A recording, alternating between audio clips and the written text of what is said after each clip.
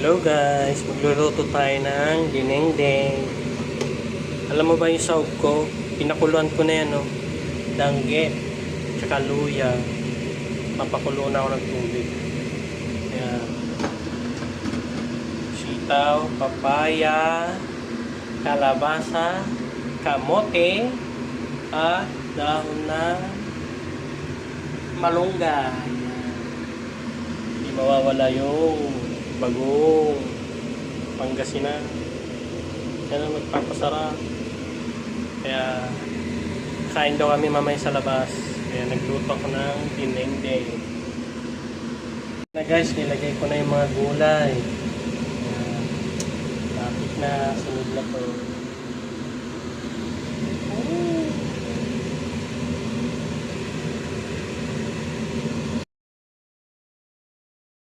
Lagay ko na yung daw. Guys, luto na to guys.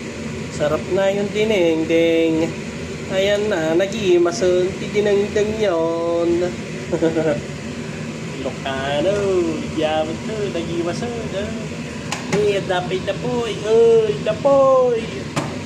Nag-iimas, dinengdeng, naluto.